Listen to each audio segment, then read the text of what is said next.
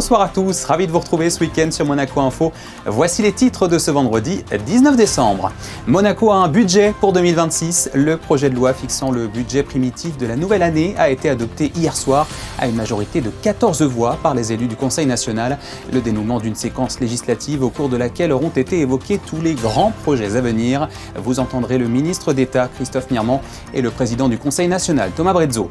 Une délégation de la sécurité civile et de la gestion des crises de la Mauritanie était en principauté cette semaine. Elle a participé à des activités de démonstration d'équipement et d'intervention du corps des sapeurs-pompiers de Monaco. Le tout dans le cadre d'un partenariat de longue date entre les deux pays en matière de sécurité civile. Reportage à suivre. Vous le connaissez sans doute dans le rôle du médecin de l'immeuble dans la série TF1 Nos chers voisins ou dans celui de Thomas Costan dans la série Par en mode d'emploi. Le comédien Amaury de Crayancourt se produit aussi au théâtre. Hier, il était à Monaco pour jouer sa pièce Ring, variation du couple. Il sera notre invité ce soir. Et puis c'est l'attraction qui fait le bonheur des amateurs et des chevronnés de la glace. La patinoire fait son grand retour cette année sur le port Hercule. C'est donc aussi le retour de toutes les disciplines qui vont avec. Ce sera le Focus Info de ce vendredi. Vous l'avez suivi en direct sur Monaco Info. Hier soir, le Conseil national a adopté le projet de loi fixant le budget primitif de l'État pour 2026. 14 élus y ont voté en faveur, 5 s'y sont opposés et 3 se sont abstenus. Ce budget laisse entrevoir des recettes prévisionnelles de 2,2 milliards d'euros, soit un excédent de 8,8 millions d'euros. Je vous propose d'écouter dans un premier temps la réaction satisfaite du ministre d'État Christophe Mirmand à l'issue de ce vote important. Je crois que les maîtres mots qui caractérisent ce budget, je l'avais dit dans mon discours d'ouverture, c'est d'abord la continuité, c'est ensuite la responsabilité et c'est enfin l'ambition. Et ce qui doit caractériser ce budget, c'est bien évidemment la satisfaction de constater que nous évoluons dans un environnement économique qui est favorable pour la situation de la principauté, mais en même temps qu'il faut être vigilant pour faire en sorte que les grands projets, les politiques conduites par le gouvernement princier soient mises en œuvre avec efficience et rigueur. Nous devons faire en sorte que chaque euro puisse être utilisé avec discernement, avec la volonté d'en rendre compte naturellement aux Monégasques et d'informer le Conseil national des conditions dans lesquelles ce qui est voté par celui-ci est mis en œuvre au titre de l'année à venir. Et donc c'est la raison pour laquelle ce sont à la fois des principes de transparence, de sérieux, qui doivent nous animer pour permettre de mettre en œuvre cette loi de budget dans les meilleures conditions possibles dans les mois à venir. 2026, quelles seront vos priorités ? 2026, ce sera d'abord de continuer à travailler sur une méthode qui nous permette de répondre aux attentes des conseillers nationaux, notamment pour la lisibilité des politiques publiques mises en œuvre par le gouvernement, s'agissant en particulier des investissements. Il y a eu des attentes qui ont été exprimées sur le CTVD, sur le centre commercial de Fontvieille, sur un certain nombre de projets importants et que nous devons mettre en œuvre avec ce souci de rigueur et d'efficacité. C'est aussi conduire ces grands projets d'investissement parce qu'ils sont attendus dans la principauté. Je pense au centre commercial de Fontvieille par exemple, je pense également au CTVD, je pense aux attentes en matière de mobilité, elles sont très fortes et elles ont été exprimées tout au long de nos débats. C'est aussi faire en sorte de continuer à ce que l'administration princière travaille avec efficacité. Je veux saluer ce soir l'engagement de tous les fonctionnaires et de tous les agents qui y servent, parce que je sais pouvoir compter sur eux. Depuis mon arrivée, j'ai pu mesurer leur loyauté, leur professionnalisme, et je veux naturellement ce soir aussi leur témoigner toute ma gratitude et mes remerciements pour cet engagement quotidien au service de l'intérêt général. Les élus se sont montrés en majorité satisfaits malgré les divergences qui les opposaient au gouvernement sur certains dossiers. Écoutez cette fois le président du Conseil national, Thomas Brezzo, sur le bilan de cette séquence budgétaire. Il y avait, je pense, une main tendue dès le départ de la part du Conseil national vers ce gouvernement. Monsieur Mirmand, ministre d'État, qui prend pleinement ses fonctions, je pense, aujourd'hui par le vote de ce budget primitif 2026. L'année 2026, ce sera son année pleine et entière. Et c'était une nécessité de passer par cette étape avec un discours qu'il y avait à rôder au départ. Donc c'est vrai que les tensions étaient nées de cette réponse au rapport de la Commission des finances qui laissait plein de portes ouvertes au gouvernement justement pour répondre favorablement aux attentes du Conseil national, des attentes qui avaient déjà été fixées dans le budget primitif 2025 et auxquelles Didier Guillaume avait déjà déjà répondu favorablement. Donc on s'inscrivait dans la continuité du budget précédent, sans demande nouvelle. Donc il n'y avait pas de raison que ce soit tendu dès le départ. Il y avait un verbatim, il fallait qu'on accorde nos violons, je pense, sur un discours commun. Et je pense qu'on a fini par trouver, in fine, à la fin de ces débats.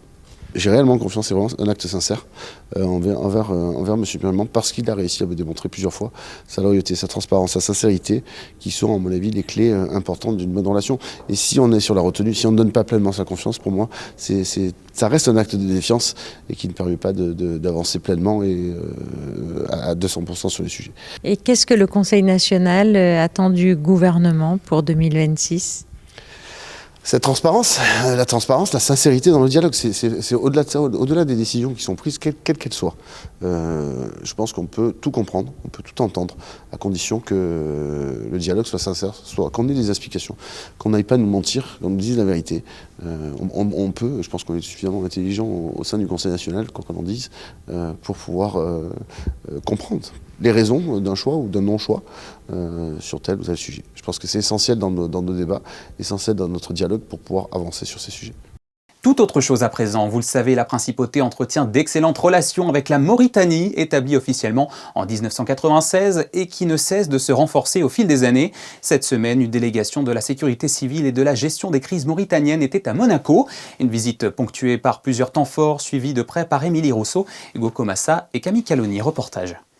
C'était en 2024, une délégation de Monaco menée par la ministre des Relations extérieures et de la coopération, Isabelle Béraud-Amadei, se rendait en Mauritanie. L'illustration d'une longue et riche amitié entre les deux pays et dont les échanges ne cessent de se renforcer. 1 an et demi plus tard, une délégation de la sécurité civile et de la gestion des crises mauritaniennes était en principauté pour une semaine riche et constructive. C'est un partenaire qui nous est très utile, parce qu'il a accompagné la montée en puissance de la délégation dans le cadre des différentes missions qui lui sont imparties. C'est le plan extérieur par l'État mauritanien. À sa demande, on lui a organisé une semaine qui lui a permis d'entrevoir et de préhender un peu plus les nouveaux risques qui sont en train malheureusement de s'installer sur le territoire, notamment les feux de structure. Et donc liés à ces feux de structure, ils ont eu une vision, je dirais, de la prévention, c'est-à-dire qu'à ce qu'on fait au niveau de la construction, la partie opérationnelle, tactique. Et tout ça, ça a induit notamment le passage au Saphir, où ils ont pu s'apercevoir ce que représentait un feu d'espace clos, ce qu'ils ne sont pas aujourd'hui confrontés et qui le seront, je dirais, dans l'avenir avec les nouvelles constructions. Et surtout la problématique aussi de gestion des aéries. Il faut savoir que le corps des sapeurs-pompiers de Monaco entretient des liens étroits avec la Mauritanie, des liens historiques qui remontent à 1996, basés sur des échanges de savoir-faire, des dons de matériel et des formations. 3 casernes ont aussi été financées grâce à l'appui financier du gouvernement princier. C'est une coopération qui a pu aussi évoluer avec le temps, qui a consisté au départ en des échanges entre les pompiers de Monaco et de Mauritanie qui se poursuivent d'ailleurs encore jusqu'à aujourd'hui, mais également aussi un appui en infrastructure, équipement et matériel pour répondre aux besoins en matière de couverture géographique et également aussi de moyens d'intervention.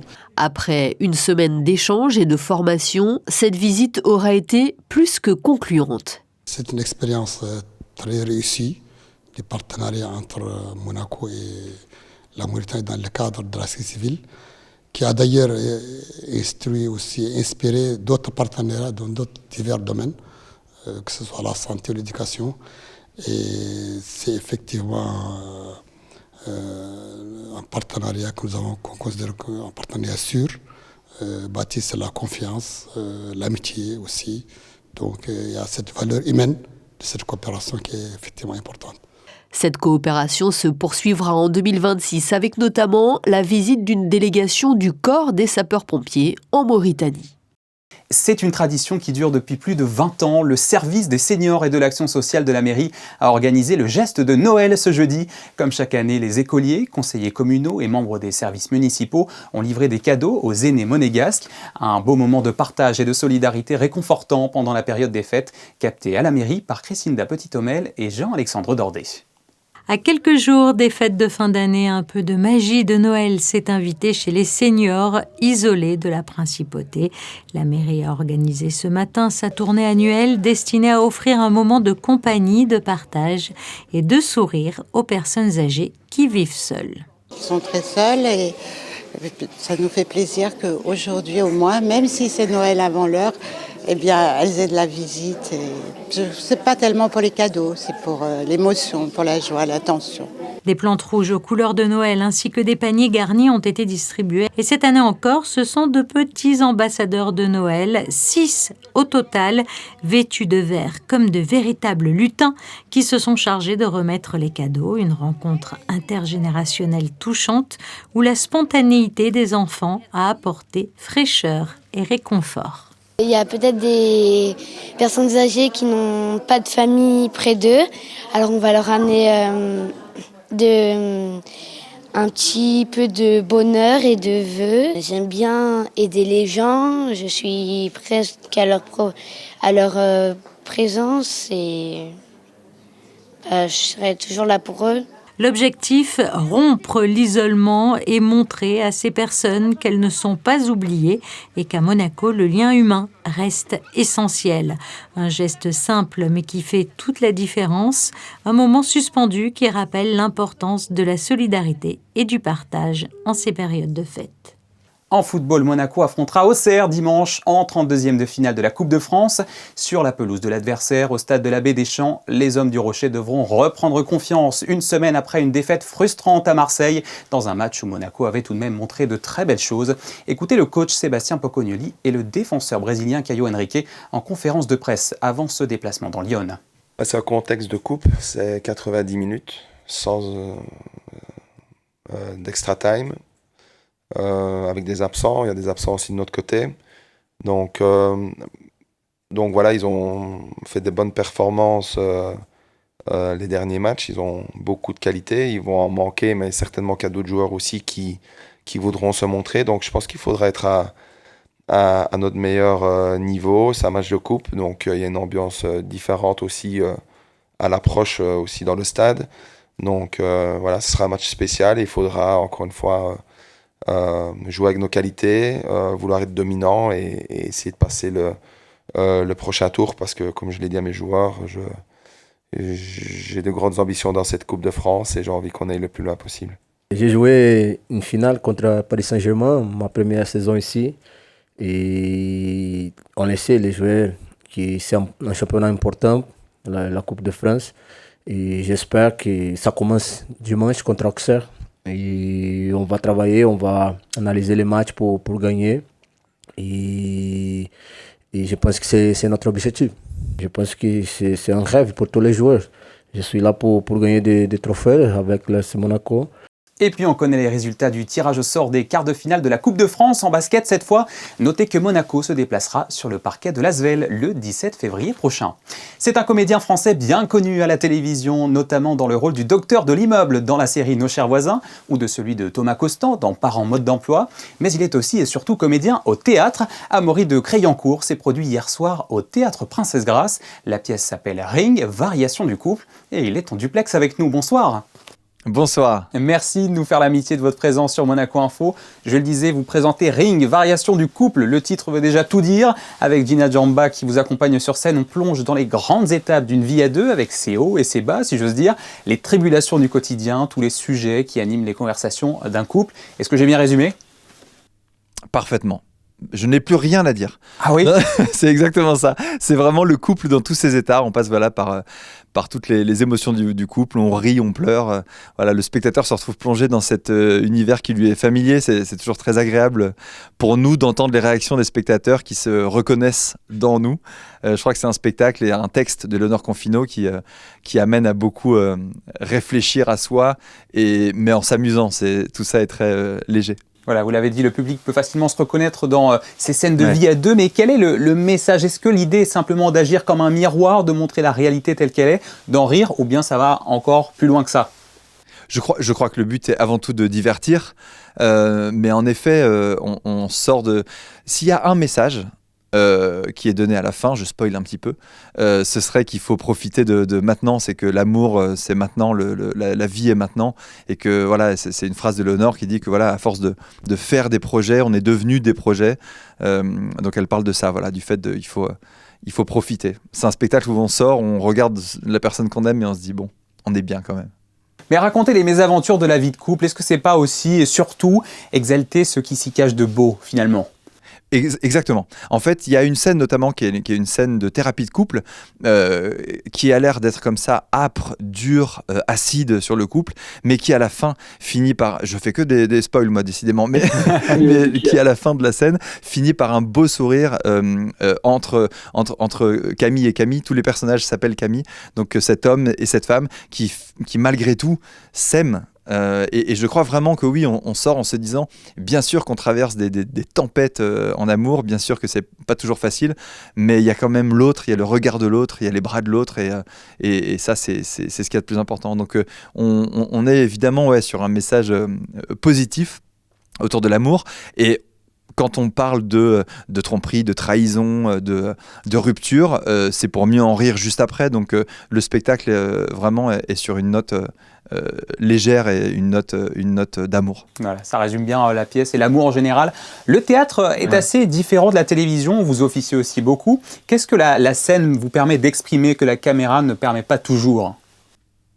Déjà, ce qui est extraordinaire, je viens d'arriver là au Théâtre Princesse Grasse, qui est un théâtre que j'adore. Il y a 2 jours, on était à Rueil-Malmaison. Encore avant, on était à Poissy. Toutes ces salles sont très, très différentes. Donc, il faut déjà s'adapter. Et le théâtre, c'est l'endroit de l'instant, du présent. C'est aussi ce que raconte la pièce, d'ailleurs. Mais nous, dans notre tournée et dans notre travail sur les planches, on est obligé d'être, comme on dit, au présent. C'est-à-dire que là, maintenant, avec la fatigue du voyage, avec, je sais pas, la faim, avec les salles, les différentes réactions des gens, on ne peut pas jouer ce spectacle comme si on l'avait joué des centaines de fois. Alors qu'en effet, on l'a joué maintenant 150 fois, mais ce soir, les gens qui seront dans la salle le voient pour la première fois. Donc nous, on doit le jouer comme si on découvrait chaque mot. Et ça, c'est un travail qui est extraordinaire et qui permet de rester vivant en tant qu'acteur. On appelle ça le spectacle vivant, et c'est pas pour rien. C'est vraiment un endroit, moi, les planches, où je me sens éminemment vivant. Ah, c'est ça qui est exceptionnel. Alors vous dites que vous adorez le théâtre Princesse Grasse. Est-ce que c'est donc c'est pas votre première fois à Monaco donc ? C'est ma 3e fois, on avait dit jamais 203, me voilà de retour. Je suis venu avec la machine de Turing de Benoît Solès. On est revenu avec Benoît pour la Maison du Loup. Et cette fois, je reviens sans Benoît, mais avec Gina Djemba pour Ring.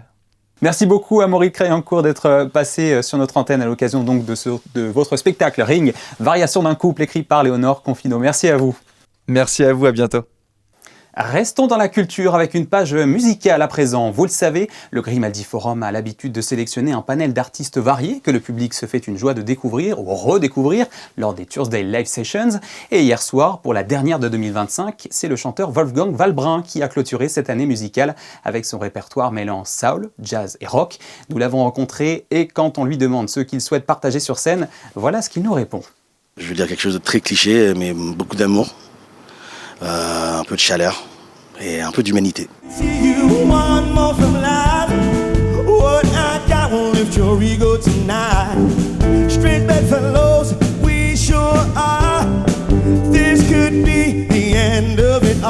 J'adore particulièrement la scène parce que c'est le moment où on voit un peu notre travail faire son effet. Notre style, c'est un peu très éclectique. Il y a une base soul, mais après, moi, je suis un grand fan de rock. Beaucoup de mes musiciens travaillent soit dans le rock, soit dans la soul aussi. Notre saxophoniste, lui, est dans le jazz, donc c'est un peu, en fait, je dirais plus que c'est la somme de nous tous. On termine l'année avec cette date et après, on a quelques petites dates qui sont à prévoir pour l'année prochaine. Il y a une part d'humilité qui nous tombe un peu sur les épaules, mais non, excité surtout. Suivez-nous. Forcément, donc moi c'est Wolfgang Valbrun. Tous les musiciens, ils ont des projets assez incroyables. Donc Thierry Lemaître et le Thierry Lemaître Quartet. Oswald Slane, le projet de la batteuse et du bassiste. Et Hannah Williams and the Affirmations, donc le projet du guitariste et du claviériste.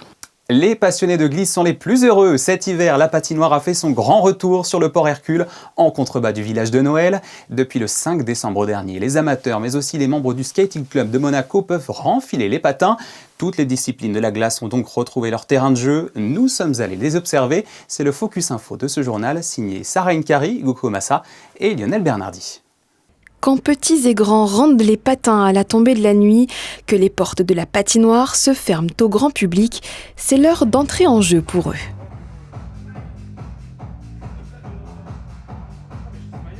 Les membres du Skating Club of Monaco, ici licenciés en hockey sur glace, se préparent pour leur entraînement. Ils se réunissent chaque lundi et n'oublient pas d'emporter avec eux leur sac de sport qui est, plutôt volumineux. Tout commence avec les patins, ce sont des lames, c'est de l'affûtage. Je ne sais pas si vous voyez, quand je mets mon doigt, il y a de l'ongle qui part, parce que c'est très affûté pour pouvoir déraper. Comme on prend des chocs, vous avez ce qu'on appelle un plastron.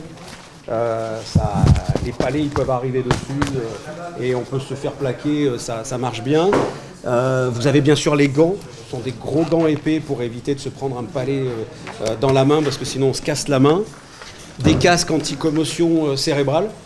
Moi qui en ai fait plusieurs, avec le sport ça aide. Vous avez ça, c'est aussi impressionnant parce que vous avez bien sûr les jambières, pareil parce que les coups de crosse elles arrivent là, les palets aussi. Et puis ce qui protège beaucoup aussi, ce sont les culottes. Comme ça, c'est une énorme culotte de protection. Il y a de la coque, du plastique, je ne sais même pas en quoi c'est fait, mais ça nous protège bien, quoi. Et donc avec ça, une fois qu'on est équipé, en principe, on peut se rentrer dedans tranquillement, sans trop de risques. Cet équipement, Ayrton l'enfile pour la toute première fois. Bon, vous savez comment ça se met, ça va ? J'essaye, je découvre tout le matériel, alors c'est pas facile, mais je devrais trouver. Qu'est-ce qui vous a attiré dans cette discipline ? Alors honnêtement, c'est ma fille qui a commencé, et du coup je suis venu la voir et ça m'a donné envie d'essayer. J'ai essayé, ça m'a plu, et du coup je me suis inscrit et j'ai rejoint l'équipe. Est-ce que vous appréhendez un petit peu là pour ce soir ? Un petit peu, ouais, parce que j'avoue que ça fait très longtemps que je suis pas monté sur des patins à glace. Tout le monde me dit que c'est très différent du roller, donc je sais pas à quoi m'attendre. Après quelques minutes de glisse, le verdict tombe. C'est très plaisant. Après, il faut que je me mette en place un peu plus, que je concentre sur le palais et tout ça. Mais ça va bien se passer, il n'y a pas de raison. Juste avant eux, les petits passionnés de patinage artistique ont investi la piste et révisé les fondamentaux en suivant attentivement les conseils de leur professeur, une ex-athlète de haut niveau. Les plus jeunes commencent par apprendre à marcher, puis à s'équilibrer, à se déplacer après petit à petit avec des glissades sur 2 pieds, puis sur un pied, et ensuite apprendre à faire des tout petits sauts, des pirouettes, et bien évidemment aussi les citrons. Alors ça c'est des éléments plus techniques, en avant, en arrière. Donc le but c'est déjà de se sentir à l'aise sur la glace, se familiariser avec la glace, et ensuite le niveau au-dessus, c'est un peu plus technique. Voilà, c'est vraiment les éléments de patinage demandés pour les tests. Et la patinoire de Monaco fait naître chez certains des vocations. Emma, résidente monégasque, scolarisée à l'IUM, s'est lancée dans les compétitions récemment. Quand tu patines vraiment et t'es bien dans ton corps, il n'y a pas du tout des problèmes dans la vie, c'est super. Ça sent magnifique, j'aime bien. Troisième discipline du club, le curling. Les aficionados se donnent rendez-vous le mercredi à la patinoire ainsi que les mardis et jeudis pour le challenge inter-entreprise. Grande nouveauté cette année, une quinzaine d'équipes ont été formées. La SBM, la mairie ou encore le groupe Pastor y participent. Le but est que ces entreprises s'amusent le plus possible, qu'on puisse faire découvrir ce sport et cette activité à un maximum de personnes, qu'on puisse avoir de plus en plus d'adhérents bien évidemment, et que les gens aient envie de venir et de revenir jouer au curling. L'objectif pour les participants, qui pour beaucoup testent ce sport aujourd'hui, est de placer la pierre le plus près possible du centre de la cible, appelée la maison. C'est un peu comme de la pétanque, sauf que chuter fait partie du programme. La gestion de l'équilibre, le poids de l'engin et même le balai où je me suis dit ça va le faire, non pas du tout, c'est une catastrophe. Mais tout, franchement tout est compliqué. Et vous pourriez envisager de faire partie du club par exemple ? Franchement ouais, pourquoi pas. C'était vraiment une belle découverte. Je peux dire que j'adore le curling. Alors la mission est accomplie, le Skating Club A, avec ce challenge, a attiré de nouveaux adeptes. La finale de cette compétition est prévue le 28 février prochain. Le championnat de Monaco de patinage artistique aura lieu le même jour. Un spectacle glacé à ne manquer sous aucun prétexte. Et notez que la patinoire restera accessible jusqu'au 1er mars 2026. Ça laisse le temps. Avant de refermer ce journal, un mot pour vous rappeler, en ces fêtes de fin d'année, la campagne de prévention routière lancée cette semaine par le gouvernement sur l'alcool au volant. Comme nous le confiait mardi le contrôleur en charge de la sûreté publique, Eric Arella, les contrôles préventifs vont être renforcés à partir de demain, samedi et durant toute la période des fêtes. Voyez le clip réalisé par le gouvernement sur ce sujet.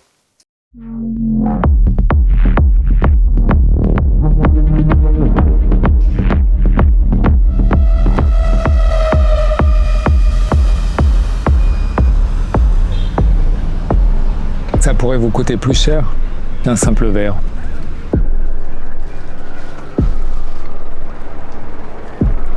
Beaucoup plus cher. Ça n'en vaut vraiment pas la peine. Rentrez en sécurité, faites-vous raccompagner.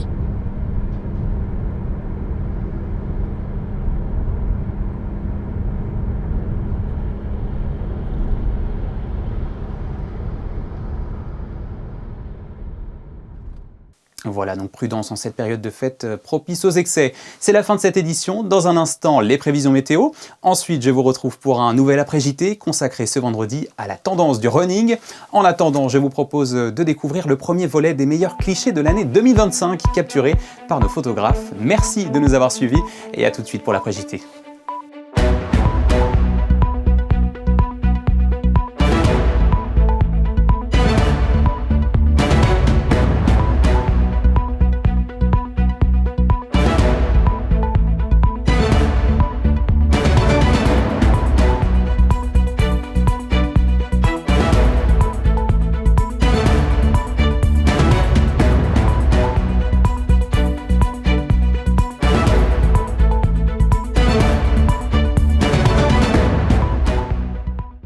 Retrouvez la météo avec Suisse Courtage, votre partenaire de confiance en assurance à Monaco. Protection sur mesure pour particuliers et professionnels.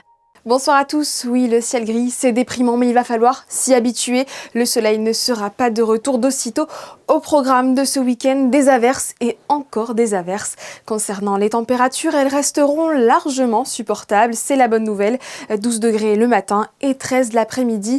Demain, nous penserons à souhaiter une bonne fête au Théophile, un prénom qui vient du grec et qui signifie celui qui aime Dieu ou celui qui est aimé de Dieu. De nos jours, c'est plutôt Théo qui le remplace avec succès. Allez passer une excellente soirée sur Monaco Info. C'était la météo avec Suisse Courtage, votre partenaire de confiance en assurance à Monaco. Protection sur mesure pour particuliers et professionnels.